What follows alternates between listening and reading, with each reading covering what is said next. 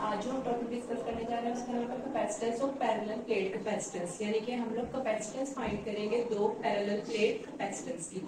यानी कि हमारे पास दो पैरेलल प्लेट्स होंगी, उनकी हम लोग कैपेसिटेंस फाइंड करेंगे। सबसे पहले हम देख लेते हैं कैपेसिटेंस होता है, इसकी डेफिनेशन को देखते हैं। The device which is used to store charge is called capacitor. ऐसी डिवाइस जो के चार्ज को क्या करे, स्टोर, वो कैपेसिटर कहलाती है सिंपली। अब हम इसकी डायग्राम को देखते हैं। अगर आप इस डायग्राम में देखें तो आपको यहाँ पर दो प्लेट्स लगी हुई नजर आ रही हैं। जो फर्स्ट प्लेट है ये पॉजिटिव चार्ज की, सेकंड प्लेट कौन सी है, नेगेटिव चार्ज की। हमारे पास दो प्लेट्स हैं और ये दोनों प्लेट्स एक दूसरे के पैरेलल हैं। यानी कि अगर एक प्लेट ऐसे पड़ी तो दूसरी प्लेट भी बिल्कुल उसके सामने पड़ी हुई है। दोनों प्लेट्स एक दूसरे के पैरेलल है। पहली जो प्लेट है उसपे पॉजिटिव चार्ज है, सेकंड प्लेट पे नेगेटिव चार्ज है, यानी कि दोनों ऑपोजिट चार्जेस हैं। अब आप इसमें इस तरफ देखेंगे तो यहाँ पे हमारे पास एक बैटरी कनेक्ट है। बैटरी का एक टर्मिनल पॉजिटिव है, दूसरा टर्मिनल नेगेटिव है और इस बैटरी को शो किया गया है बी से। यहाँ पर स्विच है, स्विच हमारे पास क्लोज है। अगर जब हमारे पास स्विच क्लोज होता है तभी इसमें से करंट फ्लो हो सकता है। अगर स्विच ओपन हो जाएगा तो यहाँ से करंट फ्लो नहीं होगा। अगर आप करंट की डायरेक्शन देखिए तो वो इलेक्ट्रॉनिक करंट यहाँ पे फ्लो हो रहा है। आपके पास जो करंट की डायरेक्शन है वो इस तरह से हो रही है। अगर आप इस डायग्राम में देखिए तो यहाँ पर दो प्लेट्स आपको लगी हुई नजर आ रही है। दोनों प्लेट्स एक दूसरे के क्या है, पैरेलल, आमने सामने। एक प्लेट ऐसे है तो दूसरी प्लेट बिल्कुल सामने पैरेलल पड़ी हुई है।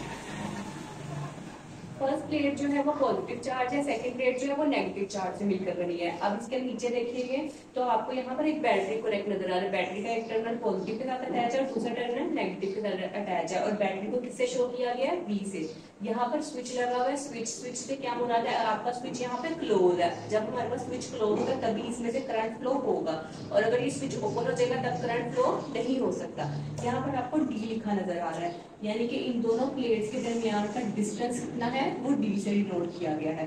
अब इसमें से हम लोग करंट की डायरेक्शन देखते हैं। आपको यहाँ पे दो एरो लगे नजर आ रहे हैं। इसके अंदर से यानी कि कन्वेंशनल करंट मूव हो रहा है। ये देखिए यहाँ से पॉजिटिव से नेगेटिव, यहाँ पे हमारे पॉजिटिव टर्मिनल स्टार्ट है, यहाँ से हमारे करंट की डायरेक्शन स्टार्ट हो रही है। यहाँ से करंट ऊपर की तरफ जा रहा है और यहाँ से पॉजिटिव में से नेगेटिव की तरफ जा रहा है। जब हमारा करंट की डायरेक्शन पॉजिटिव से नेगेटिव की तरफ होगी तो वो कौन सा करंट होगा, कन्वेंशनल। इस डायग्राम में आपने देख लिया कि दो पैरेलल प्लेट्स थी, एक प्लेट पॉजिटिव चार्ज थी, दूसरी प्लेट नेगेटिव चार्ज, दोनों में ऑपोजिट चार्जेस थे, दोनों के दरमियान का डिस्टेंस डी था। इस सर्किट डायग्राम में हमारे पास यहाँ पर बैटरी कनेक्ट थी, बैटरी का एक टर्मिनल पॉजिटिव के साथ अटैच है और दूसरा टर्मिनल नेगेटिव के साथ। मैथमेटिकल फॉर्म देख लेते हैं। मैथमेटिकल फॉर्म देखने के लिए क्या कहेंगे, Q is directly proportional to V। Q इसमें क्या है, चार्ज, और V इसमें क्या है, पोटेंशियल। बैटरी को शो कर रहा है और Q किसको शो कर रहा है, इन दोनों प्लेट्स के चार्जेस को। तो जो Q है वो V के साथ क्या है, डायरेक्टली प्रोपोर्शनल। जब भी हम डायरेक्टली प्रोपोर्शनल का साइन खत्म करते हैं तो कोई ना कोई कांस्टेंट का इस्तेमाल करते हैं। हम लोग यहाँ पर C एज अ कांस्टेंट इस्तेमाल करें तो बन गया Q is equal to CV। हमारे पास एक फॉर्मूला आ गया चार्ज का। इससे अगर हम लोग C की वैल्यू, C जो है यहाँ पर बेसिकली कैपेसिटेंस को शो कर रहा है, तो जो C है उसकी अगर हम लोग वैल्यू निकालना चाहें तो क्या निकल आएगी, C is equal to Q over V। C हमारे पास यहाँ पे क्या है, कैपेसिटेंस। C जो हमारे पास एज अ कांस्टेंट है, उस कांस्टेंट का नाम क्या है, कैपेसिटेंस। कैपेसिटेंस की वैल्यू आ गई C is equal to Q over V। ये इसकी जनरल फॉर्म थी इसकी कैपेसिटर की। अब हम इस क्वेश्चन के मुताबिक देखते हैं कि हमें क्या क्या चीजें रिक्वायर्ड होंगी। When air और वैक्यूम बिटवीन द प्लेट्स, जब हम इन दोनों प्लेट्स के दरमियान एयर रख देंगे या कोई वैक्यूम रखेंगे या कोई भी हम लोग मीडियम रखेंगे तो तब इसका फॉर्मूला क्या बनेगा। Formula same as it is रहेगा, बस यहाँ पे जो C है कैपेसिटेंस है वो किसकी कैपेसिटेंस हो जाएगी, वैक्यूम की। तो C vacuum is equal to Q over V। ये हमारे पास कैपेसिटेंस का फॉर्मूला आ गया वैक्यूम के लिए, जब हमने इसमें वैक्यूम प्लेस किया किसके दरमियान, इसकी प्लेट्स के दरमियान। ये हमारे पास इक्वेशन नंबर 1 आ गई। तो as we know that E is equal to V over D। E इसमें हमारे पास इलेक्ट्रिक इंटेंसिटी है, V ओवर D। E जो V हमारे पास किसको शो कर रहा है, पोटेंशियल को, जो बैटरी के साथ लगा हुआ था पोटेंशियल, और D इन दोनों के दरमियान का डिस्टेंस है, दोनों प्लेट के दरमियान। तो E का फॉर्मूला आ गया V ओवर D। इससे हम लोग V यानी पोटेंशियल की वैल्यू निकाल सकते हैं। तो अगर हम लोग V की वैल्यू जानना चाहते हैं तो E को D के साथ मल्टीप्लाई कर देंगे तो हमें V की वैल्यू आ गई, V is equal to ED। This is equation number 2। अब हम फाइंड करेंगे electric intensity. Electric intensity between two oppositely charge plates. ये जो इससे पहले YouTube चैनल पे वीडियो दे चुकी हूँ, इसके बारे में इलेक्ट्रिक इंटेंसिटी कैसे फाइंड की जा सकती है ऑपोजिटली चार्ज प्लेट। इसमें क्या होता है कि दो ऑपोजिट हमारे पास प्लेट्स होती हैं, एक प्लस चार्ज Q चार्ज की और एक नेगेटिव चार्ज की। उन दोनों के दरमियान इलेक्ट्रिक इंटेंसिटी जब हम फाइंड करते हैं तो हमारे पास एंड पे जो रिजल्ट आता है वो ये आता है, E is equal to sigma over epsilon naught. E हमारे इलेक्ट्रिक इंटेंसिटी को शो करता है, ये सिंबल हमारा सिग्मा के लिए और इसको हम लोग एप्सिलॉन नॉट कहते हैं। This is for the equation number 3। यहाँ तक इक्वेशन नंबर 3 आ गई। अब हम क्या करेंगे, इस इक्वेशन को इक्वेशन नंबर 2 में पुट करेंगे। जो इक्वेशन नंबर 3 निकाली है इलेक्ट्रिक इंटेंसिटी की, उसको हम इक्वेशन नंबर 2 में पुट करेंगे। इक्वेशन नंबर 2 किसकी थी? पोटेंशियल की। पोटेंशियल का फॉर्मूला था V is equal to ED। इस जगह पे हम लोग पुट कर देंगे E की वैल्यू। तो देखिए V as it is equal की जगह E पे हम लोगों ने क्या पुट कर दिया? Epsilon not over epsilon not, और D से का मल्टीपल था तो यही आ गया। तो हमारे पास V यानी पोटेंशियल की इक्वेशन आ गई, V is equal to sigma D over epsilon naught. This is equation number 4। यहाँ तक इक्वेशन नंबर 4 बन गई। अब हम आगे देख लेते हैं। अब अगर आप इधर देखेंगे तो हम फाइंड करेंगे surface charge density. Surface charge density of charge on the plates is given by, जो सरफेस चार्ज डेंसिटी होती है प्लेट्स की, उसका फॉर्मूला होता है sigma is equal to Q over A।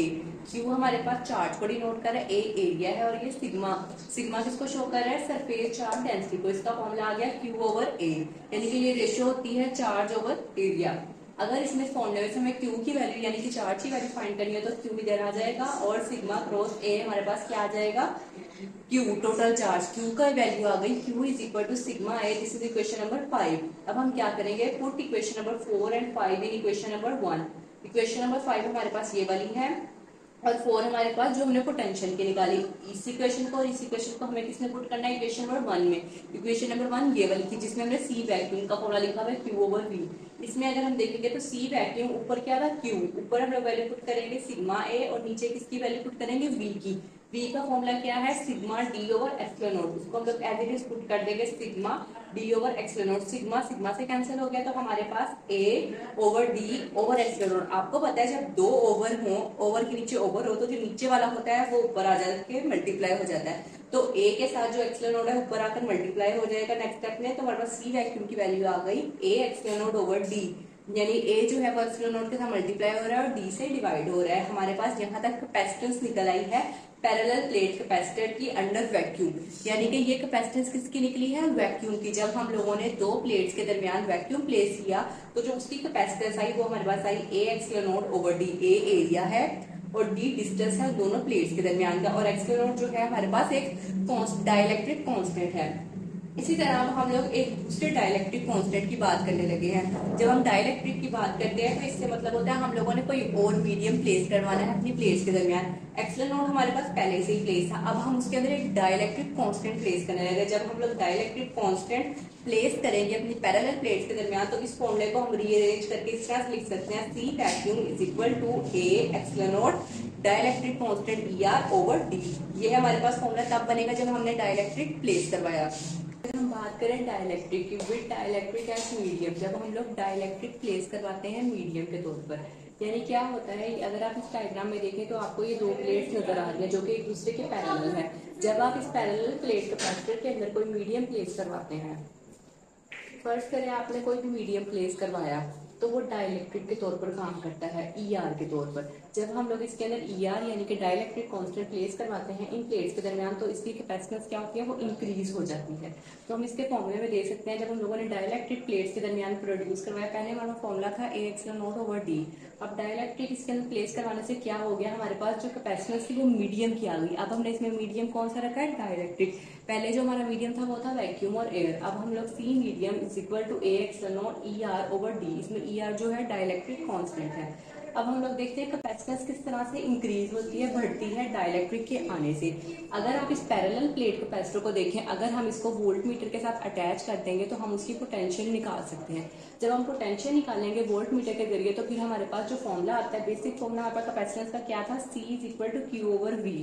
अगर आप कैपेसिटेंस को बढ़ाते हैं तो जो V पोटेंशियल है वो ऑटोमेटिकली डिक्रीज हो जाएगी, यानी जो हमारे पास कैपेसिटेंस और जो पोटेंशियल है इन दोनों का इनवर्स है, यानी कि जो C है वो इसके इनवर्स है। अगर कैपेसिटेंस बढ़ा रहे हैं तो आपके पास जो पोटेंशियल है वो ऑटोमेटिकली डिक्रीज होगा, और अगर आप कैपेसिटेंस को डिक्रीज कर रहे हैं तो जो हमारे पास पोटेंशियल होगा वो इंक्रीज हो जाएगा। इन दोनों का इनवर्स रिलेशन है। और जो यहाँ पर Q है यानी कि जो चार्ज है वो हमारा ऐसा कांस्टेंट डील करेंगे। तो यहाँ पर इस रिलेशन के मुताबिक हमारा C यानी कैपेसिटेंस इंक्रीज हो रहा है और V जो पोटेंशियल है वो डिक्रीज हो रहा है। अब हम डाइलेक्ट्रिक कांस्टेंट की बात कर लेते हैं, वो असल में क्या था? डाइलेक्ट्रिक कांस्टेंट की डेफिनेशन मैंने यहाँ पे राइट की हुई है, हम डिफाइन करते हैं। की डेफिनेशन देख लेते हैं। Ratio of capacitance of parallel plate capacitor with dielectric to its capacitance with vacuum और air as a medium between the plates. Dielectric constant क्या होता है? ये रेशियो होती है दो कैपेसिटेंस के दरमियान। वो कौन कौन सी कैपेसिटेंस होती है। पहली जो कैपेसिटेंस होती है वो सी मीडियम, मीडियम में से मुराद वो ऐसी कैपेसिटेंस जिसके अंदर हम लोगों ने डाइलेक्ट्रिक कांस्टेंट प्लेस करवाया है। और दूसरी कैपेसिटेंस कौन सी, जिसमें हमने वैक्यूम या फिर एयर को प्लेस करवाया है। ये रेशियो होगी दो कैपेसिटेंस के दरमियान। जो पहली कैपेसिटेंस होगी उसमें मीडियम प्लेस होगा यानी कि डाइलेक्ट्रिक कांस्टेंट, और जो दूसरी कैपेसिटेंस होगी उसमें वैक्यूम प्लेस होगा या फिर एयर प्लेस होगी। तो डाइलेक्ट्रिक कांस्टेंट को सिंपली लिख सकते हैं कि ये रेशियो होती है दो कैपेसिटेंस की। पहली कैपेसिटेंस जो होती है वो पैरेलल प्लेट कैपेसिटर के दरमियान डाइलेक्ट्रिक रखा जाता है, जबकि जो दूसरी कैपेसिटेंस होती है उसमें हमारे पास पैरेलल प्लेट के दरमियान वैक्यूम रखा जाता है। तो यहाँ तक डाइलेक्ट्रिक कांस्टेंट को हमने डिफाइन कर दिया। तो E R is equal to C medium और C vacuum. C medium dielectric वाली कैपेसिटेंस और सी वैक्यूम हमारे पास जब हमने प्लेट्स के दरमियान वैक्यूम या फिर एयर को पास करवाया था, जो कि उस डायग्राम से साफ वाज़ह हो रहा है। और ई आर को हम डाइलेक्ट्रिक कांस्टेंट से शो करते हैं। यहाँ तक हमारा क्वेश्चन कंप्लीट हो जाता है। इसके अंदर आपने ये इंक्रीज और डिक्रीज वाला रिलेशन लाजमी बताना है कि कैपेसिटेंस कब बढ़ती है, जब हम लोग पैरेलल प्लेट्स के दरमियान कोई वैक्यूम या फिर कोई भी डाइलेक्ट्रिक मीडियम प्लेस करवाते हैं। तो उससे क्या होता है, इसकी जो कैपेसिटेंस होती है वो इंक्रीज हो जाती है और इसका पोटेंशियल ऑटोमेटिकली डिक्रीज हो जाता है। तो यहाँ तक हमारा क्वेश्चन कंप्लीट हो गया। Thanks for watching.